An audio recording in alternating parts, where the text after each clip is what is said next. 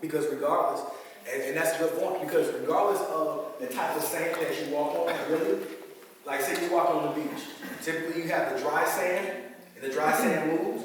You have the wet sand. The wet sand moves, leaves more of an imprint that you can see, but regardless, it moves. So you put something on it, that sand just walks. Because have you ever stood on the sand and the beach, and then the water runs up over your feet? What happens to your feet? Your feet just start sinking down. It starts sinking. So imagine what that is if you try to put a structure on that, and it just keeps hitting. You probably start going this way, then leaning forward, and then you don't have it. So if you have started with a false foundation and you're continuing and it's there, you can make Christ the foundation and have that structure that you need going forward. Remember, there will be more years ahead of you than all behind you with that false foundation. Yes, sir. How does that apply with even dating? Because you see the application of marriage, but if you're dating somebody who's not a believer, or you're dating somebody who's not as strong a believer as you, is that same principle? Do not be unequally yoked. Do not be unequally yoked. Do not be unequally yoked. So, a person who's not a believer, that shouldn't be a case right now, regardless anyway. A person who's not as strong of a believer, is it going to be one of those instances where bad manners corrupt good habits? And I would just also like to add that it depends. You have to examine your own motives.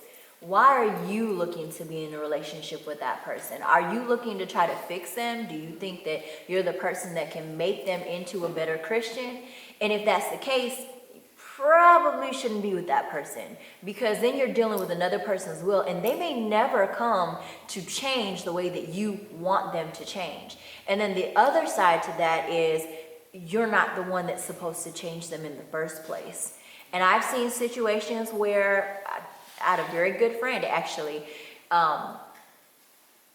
In my opinion, she was unequally yoked. They were, he was a new believer when they got together.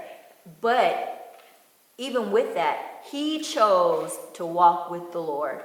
And he had his own relationship with God, and he chose to build his own personal, individual foundation, so that when they came together, they're still together, and from what it looks like, they're still strengthening one another, and their marriage is still thriving. So I think you have to examine your motives, and then two, make sure that their foundation is straight. If there's cracks in their foundation, those are things that you don't want to deal with. You need to make sure that you pay attention to the red flags. And don't overlook them just because you like them. That's pretty much it, sir. I'm really struggling to not say anything, but I'm going to say something at this point. Specifically with the dating, remember that God says the man looks at the outward appearance, but God looks at the heart. And one of the reasons why we end up on false foundations is because we look at the outward. And you can't see what's in that person's heart.